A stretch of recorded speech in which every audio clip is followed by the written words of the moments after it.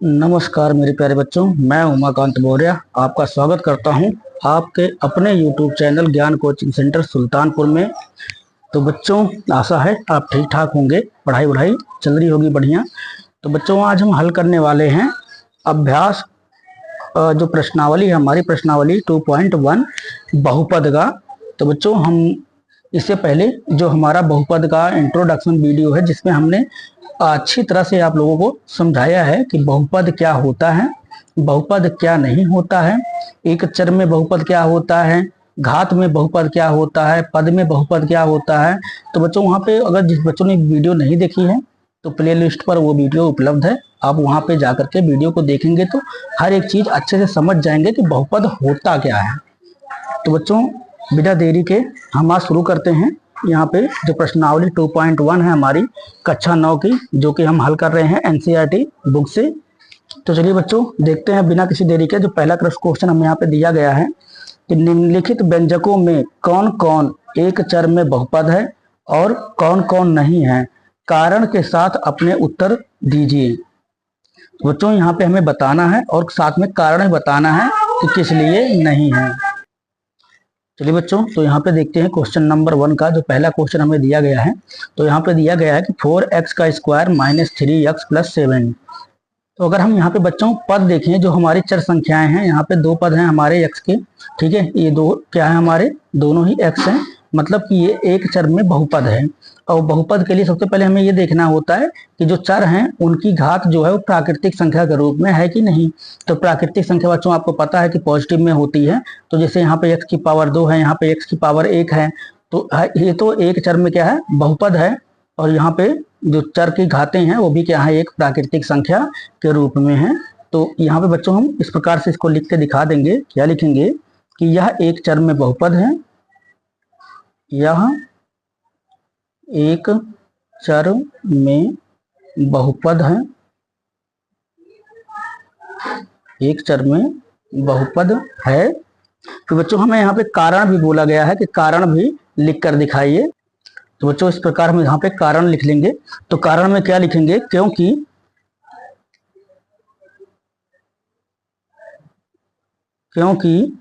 चर की घात, क्योंकि चर की घात एक प्राकृतिक संख्या है, एक प्राकृतिक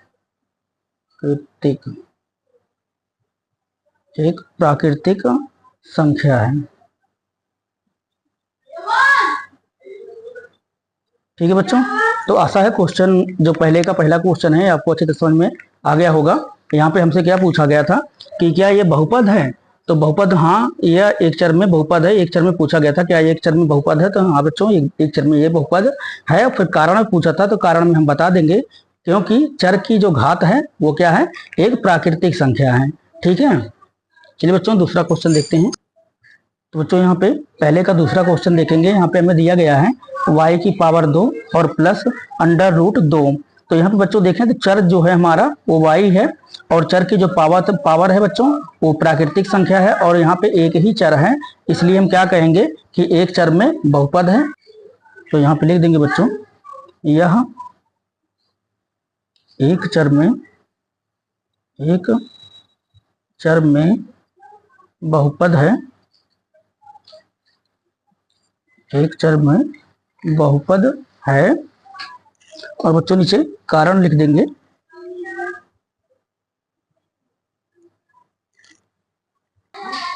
तो बच्चों, कारण में यहाँ पे वही लिखेंगे जो पहले हम लिखे थे। यहाँ पे जो y की घात है, चलिए बच्चों यहाँ पे लिख देंगे,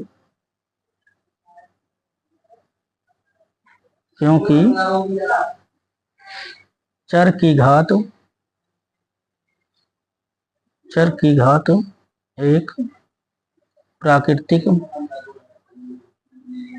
जो यहाँ पे आ की मात्रा लगाने की भूल गए थे, तो प्राकृतिक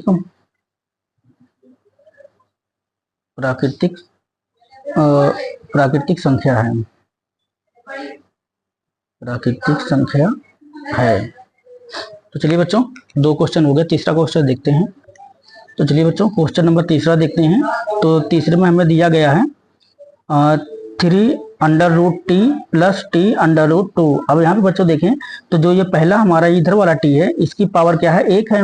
और बच्चों इसका जब t का हम अंडर रूट तोड़ेंगे तो t का अंडर रूट कितना बन जाएगा, इसका जब तोड़ेंगे तो इसका बन जाएगा 1/2। तो 1/2 जो 2 है पावर, वो भिन्नात्मक पावर होती है। तो भिन्नात्मक जो पावर होती है वो बहुपद में नहीं आती है, क्योंकि पावर क्या होनी चाहिए, एक प्राकृतिक संख्या होनी चाहिए। जो भिन्नात्मक संख्या होती है बच्चों, वो जो उसकी वैल्यू होती है तो वो अलग होती है, वो प्राकृतिक संख्याओं में नहीं आती है। इसलिए हम क्या लिखेंगे, यहाँ पे लिखेंगे यह बहुपद नहीं है, यह एक बहुपद नहीं है, यह एक बहुपद नहीं है। और बच्चों कारण में बताएंगे, क्या लिखेंगे बच्चों हम, क्योंकि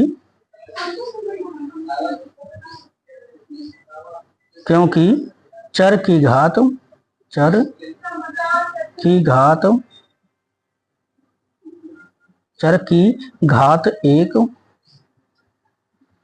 एक भिन्नात्मक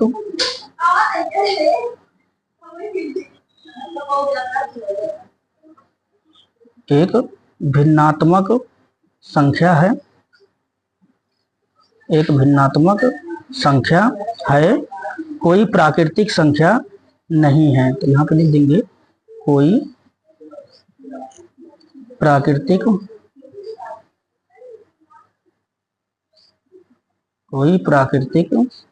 संख्या नहीं है, कोई प्राकृतिक संख्या नहीं है। ठीक है बच्चों, तो इसी तरह हम इसको लिख करके बता देंगे। तो जैसा कि आपको पता है, अगर टी का जो अंडर रूट हटाएंगे तो अंडर रूट की पावर क्या होती है बच्चों, 1/2 होती है। तो इसलिए ये क्या है, बहुपद नहीं है। अब चलते बच्चों अगला क्वेश्चन देखते हैं, नंबर 4। चलिए बच्चों, तो क्वेश्चन नंबर 4 देखते हैं। तो 4 में हमें दिया गया है कि y प्लस 2/y। अब बच्चों ये पूछ रहा है कि बहुपद है कि नहीं है। तो हम आपको पहले बता चुके हैं कि जब भी बहुपद की पावर क्या होगी, माइनस में होगी, तो वह बहुपद नहीं होता है। तो अगर बच्चों यहाँ पे देखें, तो अगर इसको हम गुणे के, देखो यहाँ पे 2 क्या है, भागे के रूप में है, और y यहाँ पे गुणे के रूप में है। अगर इसको हम ऊपर जो भागे में y है, इसको गुणे में लेके जाएंगे तो ये क्या बनेगा, तो यहाँ पे हो जाएगा y प्लस और फिर 2 और गुणे में जो y जाएगा बच्चों, तो y की पावर क्या हो जाएगी हमारी यहाँ पे -1 हो जाएगी। तो जब -1 हो जाएगी तो इसको हम इस प्रकार से लिख सकते हैं कि y और प्लस 2y की पावर -1। अब यहाँ पे -1 के रूप में आ गया बच्चों, तो इसको हम क्या लिखेंगे कि -1 हम आपको बता चुके हैं जब इंट्रोडक्शन में वीडियो में। तो वहां पे कि जब कभी भी अगर किसी भी चर की पावर जो है वो ऋणात्मक होती है तो वह बहुपद नहीं होता है। इसलिए बच्चों यहाँ पे लिख देंगे कि यह एक बहुपद नहीं है, यह एक बहुपद नहीं है। ठीक है। और बच्चों कारण में, अब आप लोग जान गए हैं कारण कैसे लिखा जाएगा। तो कारण में लिख लीजिएगा, क्योंकि बहुपद की मतलब जो चर की घात है वो क्या है, एक ऋणात्मक संख्या है, इसलिए यह बहुपद नहीं है। तो चलिए बच्चों अगला क्वेश्चन देखते हैं। तो चलिए बच्चों चौथा क्वेश्चन देखते हैं। तो यहाँ पे हमें दिया गया है कि x की पावर 10 प्लस y की पावर 3 और प्लस t की पावर 50। अगर बच्चों यहाँ पे देखें तो हम दिखा देखते हैं कि यहाँ पे x, y और t, मतलब ये जो चर हैं हमारे, ये 3 अलग अलग चर हैं। तो अगर हम देखें कि ये बहुपद है कि नहीं, तो अब देखेंगे बहुपद के लिए क्या देखना होता है बच्चों, कि जो चर की पावर है वो क्या होनी चाहिए, एक प्राकृतिक संख्या होनी चाहिए। तो यहाँ हम देखते हैं कि चर की पावर ये भी प्लस में 10 है, ये भी प्लस में 3 है और इसकी प्लस में 50 है। तो यह बहुपद तो है। तो यहाँ पे क्या लिख देंगे बच्चों, यह एक बहुपद है, परंतु 3 चर में बहुपद है, एक चर में बहुपद नहीं। हमसे यहाँ पे पूछा गया कि एक चर में बहुपद, तो वही हमें बच्चों बताना है। तो बच्चों यहाँ पे हमें क्या लिखना है कि यह एक चर में, हमसे क्वेश्चन में एक चर में पूछा गया था, तो हम यहाँ लिखेंगे कि यह एक चर में बहुपद नहीं है, एक चर में बहुपद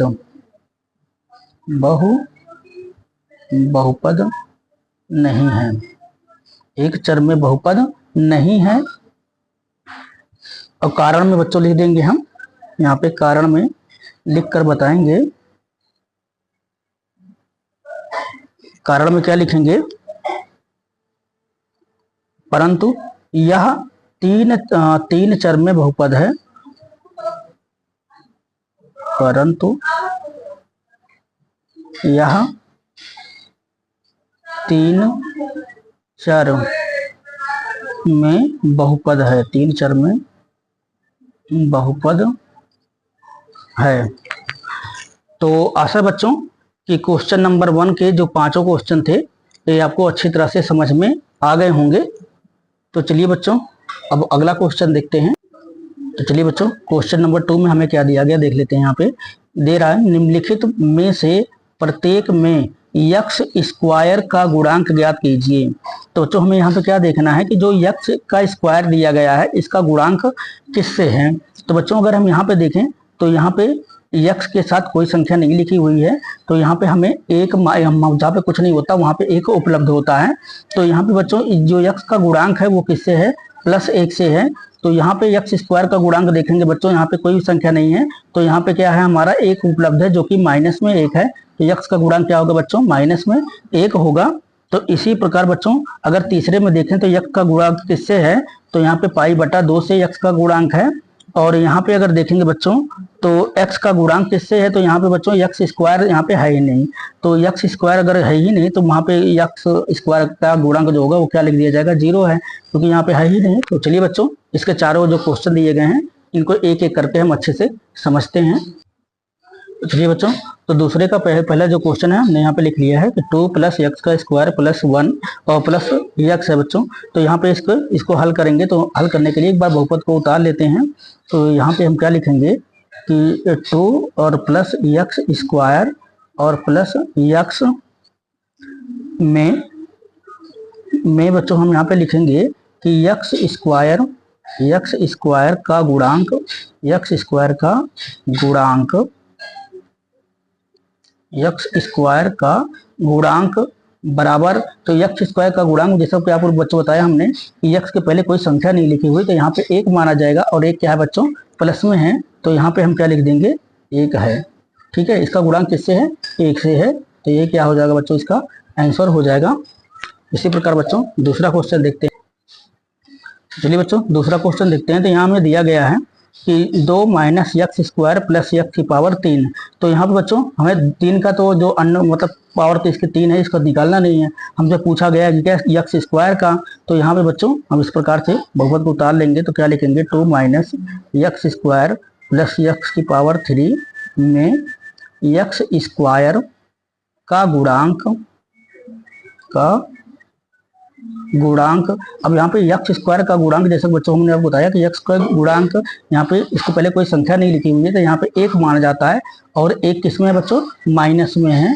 तो क्या है इसका -1 से इसका गुणांक है और यही क्या हो जाएगा बच्चों, इसका आंसर हो जाएगा। चलिए बच्चों क्वेश्चन नंबर 3 देखते हैं। तो तीसरे क्वेश्चन बच्चों में क्या दिया हुआ है कि x/2 की power x/2 x square plus x. अब यहाँ पे जब हल करेंगे बच्चों तो इसको हम उतार लेंगे, तो यहाँ पे क्या दिया गया हमें π/2 दिया गया है और यहाँ पे यक्स स्क्वायर है और प्लस में क्या दिया गया है, यक्स। यहाँ पे लिखेंगे बच्चों में अब किसका बच्चों, यक्स स्क्वायर का गुणांक। तो यहाँ पे लिखेंगे कि यक्स स्क्वायर का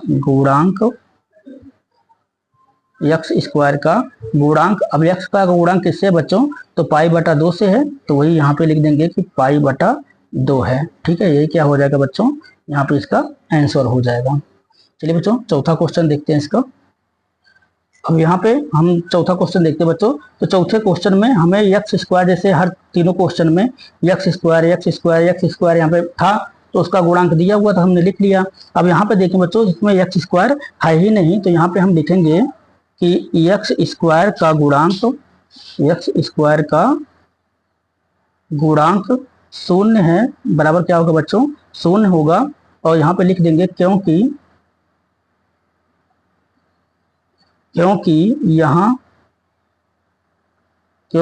यहाँ यक्स स्क्वायर नहीं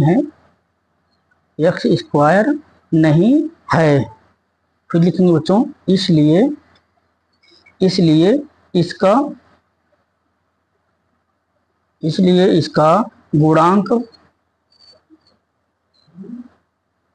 इसका गुणांक 0 होगा।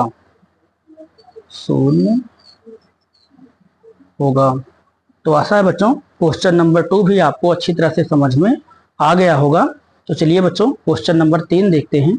चलिए बच्चों क्वेश्चन नंबर 3 देखते हैं। तो क्वेश्चन नंबर 3 में हमें दिया गया है कि 35 घात के द्विपद का और 100 घात के एक पदी का एक एक उदाहरण दीजिए। तो यहाँ पे देखें बच्चों, तो हमें क्या कह रहा है कि 35 घात मतलब हमें एक द्विपद का बहुपद बनाना है, दो पद का, जिसमें जो चर होगा उसकी घात क्या दिखानी है, 35 दिखाना है। और एक 100 घात का एक पदी बहुपद हमें दिखाना पड़ेगा बच्चों यहाँ पे कि घात कितनी रखनी है, हमें 100 रखनी है और जो बहुपद होना चाहिए वो एक पदी होना चाहिए और दोनों के हमें एक एक उदाहरण लिख के यहाँ पे दिखाने हैं। तो चलिए बच्चों देखते हैं क्वेश्चन नंबर 3 को। तो क्वेश्चन के अनुसार बच्चों यहाँ से हमसे पूछा गया है, यहाँ पे पूछा गया था कि 35 घात का द्विपदी। तो इसको बच्चों हम इस प्रकार से लिख के दिखा देंगे कि मान लेते हैं कि कोई मतलब ये जो बहुपद है तो x की पावर कितना हो जाएगी 35 और प्लस यहाँ पे लिख देंगे बच्चों हम 10y। तो यहाँ पे अगर देखें तो यहाँ पे पद कितने हैं बच्चों, तो पद 2 है और पद 2 है तो पावर हमें कितना घात हमें दिखाने के लिए बोला था 35। तो इसलिए हम इसको लिख करके इस प्रकार से दो पदी में लिख करके दिखा देंगे। ठीक है बच्चों, तो एक जो दो पदी बहुपद में हमें 35 की घात दिखानी थी, इसी प्रकार बच्चों हमें जो 100 की घात का पूछा था एक पदी, अब उसको लिख के दिखाएंगे। तो यहाँ पे लिखेंगे बच्चों 100 घात का एक पदी, 100 घात का एक पदी। तो यहाँ पे बच्चों हम इसको लिख के दिखाएंगे। अब एक ही पद में लिख के दिखाना है तो हम यहाँ पे क्या लिख सकते हैं, हम यहाँ लिख सकते हैं कि 5t, कोई भी एक बहुपद मतलब कोई भी एक चर ले सकते हैं, तो 5t की पावर क्या लेंगे बच्चों, 100 ले लेंगे। तो ये हो जाएगा इसका आंसर। ठीक है बच्चों, तो दो चीजें हमसे पूछी थी, हम दोनों को इसी प्रकार से लिख कर दिखा देंगे कि 35 घात का द्विपदी तो दो पदी बहुपद इस प्रकार से बना देंगे और 100 घात का एक पदी तो एक पदी वाला बहुपद इस प्रकार से बना देंगे। तो चलिए बच्चों क्वेश्चन नंबर 4 देखते हैं। तो हम देखते हैं बच्चों क्वेश्चन नंबर 4 यहाँ पे दिया गया है कि निम्नलिखित बहुपदों में से प्रत्येक बहुपद की घात लिखिए। जब बच्चों बहुपद की घात पूछता है तो हमने आपको वहां पे बताया था इंट्रोडक्शन वीडियो में, इसको बड़ी अच्छे से समझा चुका हूँ सभी चीज को, फिर भी मैं एक बार आप लोग को बता दूं कि जब बहुपद की घात पूछता है बच्चों, तो जैसे यहाँ पे दिया गया है कि 5x की पावर 3 प्लस 4x की पावर 2 और प्लस 7x की पावर यहाँ पे कोई नहीं दी गई, तो यहाँ पे 1 मानी जाती है। तो बच्चों यहाँ पे हमें देखना पड़ता है कि सबसे बड़ी जो पावर होती है वही बहुपद की घात होती है। तो यहाँ पे सबसे बड़ी जो पावर है बच्चों वो क्या है, 3 है। तो इसकी बहुपद की घात क्या हो जाएगी, 3 हो जाएगी। और इसमें देखेंगे तो 4 माइनस वाई की पावर 2 रखी है, तो यहाँ पे बहुपद की घात क्या बनेगी बच्चों, 2 बन जाएगी। और इस वाले बहुपद में देखें तो 5t माइनस √7 दिया गया है, तो यहाँ पे जो बहुपद की पावर होगी वो क्या होगी बच्चों, देखें यहाँ पे तो 5t में कोई पावर नहीं दी गई, तो यहाँ पे 1 माना जाएगा। इसी प्रकार अब 3 वाले में बच्चों कोई हमारा चर पद नहीं है, जब चर पद नहीं है तो इसकी घात क्या हो जाएगी, 0 मानी जाएगी बच्चों। तो चलिए इसको आप लोग को करके एक एक को दिखाते हैं, अच्छी तरह से समझाते हैं। तो चलिए बच्चों क्वेश्चन नंबर 4 का हम हल करते हैं। तो यहाँ पे जो पहला हमें बहुपद दिया गया है, तो यहाँ पे दिया गया 5x की पावर 3 प्लस 4x का स्क्वायर प्लस 7x। तो यहाँ पे हम क्या लिखेंगे बच्चों, यहाँ पे बहुपद की घात लिखनी है, तो यहाँ पे लिख लेंगे बच्चों, क्या लिखेंगे, बहुपद की घात, बहुपद की घात। तो बहुपद की घात बच्चों जैसा कि हमने आपको बताया भी थोड़ी देर पहले कि बहुपद की घात क्या होती है, सबसे बड़ी जो पावर होती है वही लिखी जाती है। तो यहाँ पे बहुपद की घात क्या हो जाएगी बच्चों, 3, जो होगा इसका क्या हो जाएगा, आंसर हो जाएगा। इसी प्रकार बच्चों जब सेकंड वाले में जाएंगे तो यहाँ पे लिखेंगे कि बहुपद की घात, तो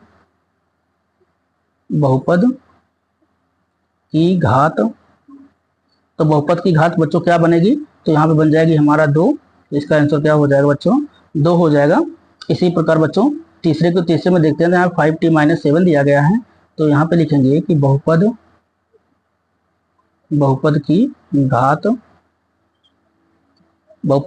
तो बच्चों हमारा यहाँ पे t की पावर कोई नहीं दी गई, तो यहाँ पे 1 माना जाएगा। तो यहाँ पे क्या होगा बच्चों, हमारा 1 इसका क्या होगा, आंसर हो जाएगा। इसी प्रकार बच्चों अगर तीसरे में देखें तो यहाँ पे लिखेंगे चूंकि क्या लिखेंगे बच्चों, चूंकि यहाँ कोई चर नहीं है, चूंकि यहाँ कोई चर नहीं है, और फिर लिखेंगे बच्चों इसलिए बहुपद की घात शून्य, बहुपद की घात क्या लिखेंगे बच्चों, शून्य है। ठीक है, तो इस प्रकार से इसका आंसर लिख करके दिखा दिया जाएगा। तो आशा है बच्चों question number 1, question number 2, question number 3 और क्वेश्चन नंबर 4 आपको अच्छी तरह से समझ में आ गए होंगे। तो चलिए बच्चों क्वेश्चन नंबर 5 देखते हैं। तो चलिए बच्चों क्वेश्चन नंबर 5 देखते हैं। तो 5 में कह रहा है कि बताइए कि निम्नलिखित बहुपदों में कौन कौन बहुपद रैखिक है, कौन कौन द्विघाती है और कौन कौन त्रिघाती है। तो बच्चों हम यहाँ पर देखते हैं, तो जैसे यहाँ पे दिया गया है कि x की पावर 2 और प्लस x। अब बच्चों यहाँ पे देखो द्विघाती बोला है, द्विघाती यानी हमें घात के आधार पर देखना है कि बहुपद कौन सा और रैखिक बहुपद कौन सा है। तो चलिए यहाँ पे एक बार देख के हम आपको बता देते हैं, फिर आपको लिखित में देंगे। तो यहाँ पे जैसे दिया गया बच्चों x की पावर 2 प्लस x, अब यहाँ पे देखेंगे तो पावर कितनी है बच्चों, 2 है, तो इसको द्विघाती बहुपद कहा जाएगा। यहाँ पे x माइनस x की पावर कितना है बच्चों, 3 है, तो इसको त्रिघाती बहुपद बोला जाता है। और यहाँ पे जैसे दिया गया कि y प्लस वाई की घात 2 और प्लस 4, तो यहाँ पे जो सबसे बड़ी पावर है बच्चों घात के अनुसार वो 2 है, तो इसको दो घाती बहुपद बोला जाएगा, द्विघाती बहुपद। तो यहाँ पे दिया गया है कि 1 प्लस एक्स। अब बच्चों यहाँ पे 1 प्लस एक्स है, तो x की पावर कितना है, 1 है। तो ये इस प्रकार के जो समीकरण मतलब हमारे जो बहुपद बनते हैं उनको हम रैखिक बहुपद कहते हैं। चलिए बच्चों इसको एक एक करके हम आपको लिखित में बताते हैं फटाफट। चलिए बच्चों तो पहला क्वेश्चन यहाँ पे दिया गया है हमें x का स्क्वायर प्लस x बराबर। तो बच्चों यहाँ पे बराबर में अब हमें देखना है, यहाँ पे बताना था हमें एक घाती बहुपद, द्विघाती बहुपद, रैखिक बहुपद और त्रिघाती बहुपद, ये हमें बताना था। तो यहाँ पे x का स्क्वायर प्लस x जो कि बच्चों हमारा क्या बन जाएगा, ये बन जाएगा हमारा द्विघात बहुपद, क्योंकि इसकी पावर क्या है, 2 है, तो ये द्विघात बहुपद कहलाएगा। तो इसको हम इसी प्रकार से लिख देंगे, क्या लिखेंगे, द्विघात बहुपद। ये हो जाएगा हमारा बच्चों दो घात बहुपद।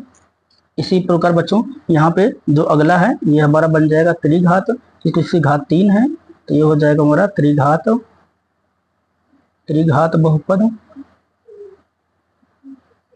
ये त्रिघात बहुपद बन जाएगा बच्चों हमारा। और तीसरे को देखें बच्चों, तो तीसरा जो है यहाँ पे सबसे बड़ी पावर क्या है, द्वि, तो ये द्विघात बहुपद बन जाएगा बच्चों।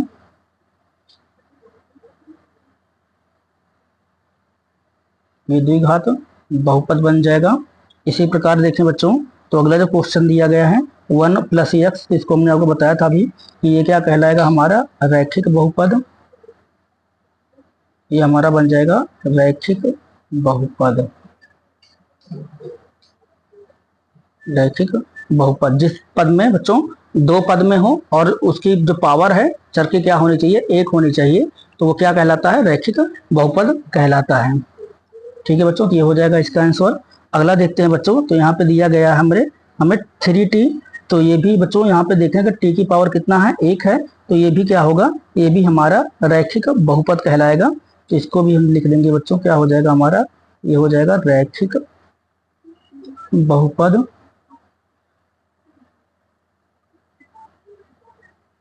तो t की पावर इसमें भी क्या है, 1 है, तो दो पद में या सिंगल पद में हो तो घात क्या होनी चाहिए बच्चों, 1 होनी चाहिए उसकी, तो ये क्या हो जाएगा हमारा रैखिक बहुपद हो जाएगा। और बच्चों यहाँ पे देखें तो r की पावर 2 घात जो दो दी गई है, तो ये क्या कहलाएगा बच्चों, द्विघात बहुपद। द्विघात बहुपद, ये द्विघात बहुपद कहलाएगा बच्चों। इसी प्रकार यहाँ पे देखें तो 7x की पावर 3 दी गई है, तो ये क्या हो जाएगा बच्चों, ये हो जाएगा हमारा त्रिघात बहुपद। त्रिघात बहुपद, त्रिघात बहुपद। ठीक है बच्चों, तो बच्चों जो प्रश्नावली हमारी 2.1 है बच्चों, उसमें 5 क्वेश्चन थे। तो पांचों क्वेश्चन को हमने बहुत ही आसानी और सरलता से आपको समझाया है। तो आशा है बच्चों आपको ये जो प्रश्नमाला हमारी 2.1 है ये आपको अच्छी तरह से समझ में आ गई होगी। तो वीडियो बच्चों आपको अच्छा लगा है तो लाइक कीजिएगा, चैनल को सब्सक्राइब कीजिएगा, अपने दोस्तों तक ज़्यादा से ज़्यादा इसे शेयर कीजिए ताकि उनकी भी पढ़ाई में मदद हो सके। तो चलिए बच्चों फिर मिलेंगे अगली वीडियो में, तब तक के लिए शुभकामनाएं।